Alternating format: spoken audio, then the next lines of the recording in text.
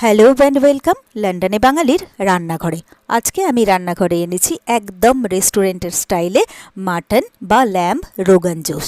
কাশ্মীরি মশলার ঘ্রাণ আর ধীরে ধীরে রান্না করা এই রিচ গ্রেভির মাংসের স্বাদ কিন্তু মুখে লেগে থাকবে। তাহলে চলুন ঝটপট রান্নাটা শুরু করি।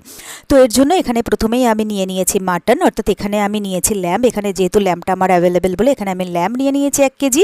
কোনো ম্যারিনেশনের প্রয়োজন নেই। এরপরে গ্যাসে একটা কড়াই বসিয়ে দিয়ে তার মধ্যে দিয়ে দিয়েছি সর্ষের তেল।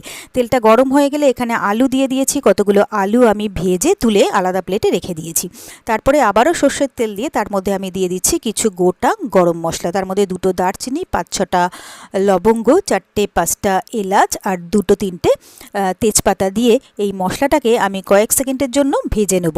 তো মশলাটা ভাজতে ভাজতে বেশ একটা সুন্দর গন্ধ বেরিয়ে গেছে। এরপরে এর মধ্যে দিয়ে দিচ্ছি কুচিয়ে নেওয়া পেঁয়াজ।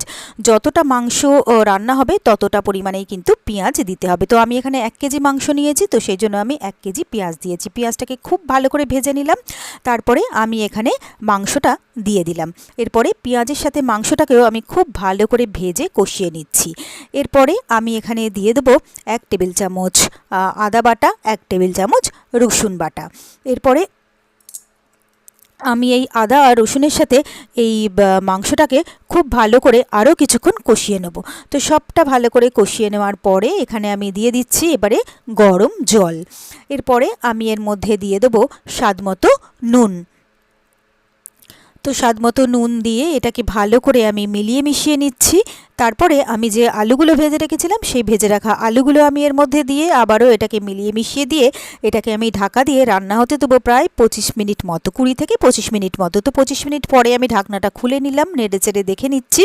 মাংস কিন্তু আমার বেশ ভালোভাবে গলে গেছে আর আলু তো অবশ্যই গলে যাবে। তো এদিকে আমি ততক্ষণে একটা মশলা তৈরি করে নেবো। তার জন্য একটা বাটির মধ্যে আমি নিয়ে নিচ্ছি 2 চামচ কাশ্মীরি লাল লঙ্কার গুঁড়ো, দিয়ে এর মধ্যে জল দিয়ে এই কাশ্মীরি লাল লঙ্কার গুঁড়োটাকে ভালো করে গুলে নিলাম। এবারে ওইটাকে আমি দিয়ে দিলাম মাংসের মধ্যে।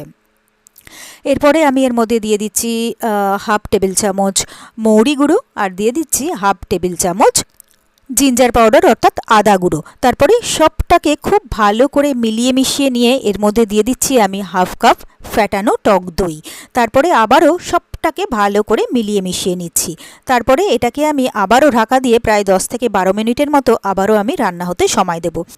তো মিনিট 10 পরে আমি ঢাকনাটা খুলে নিলাম, নেড়ে চেড়ে দেখে নিচ্ছি মাটন রোগান জোশ কিন্তু আমার একদম রেডি হয়ে গেছে। এরপরে গ্যাস অফ করে সার্ভিং বলে তুলে নিলাম। তো এই তো কত সহজে তৈরি হয়ে গেল আমার রেস্টুরেন্ট স্টাইলে মাটন রোগান জোশ। আর আমার এই রান্নাটা যদি আপনাদের পছন্দ হয়ে থাকে তাহলে আপনারাও বাড়িতে ঠিক এইভাবে তৈরি করে দেখবেন। আমি গ্যারান্টি দিচ্ছি আপনাদের সকলেরই ভীষণ পছন্দ হবে। আর চ্যানেলটা যদি নতুন চেক করতে থাকেন প্লিজ চ্যানেলটাকে সাবস্ক্রাইব করে নেবেন আর লাইক ও শেয়ার করে প্লিজ আমার সাথে থাকবেন, পাশে থাকবেন।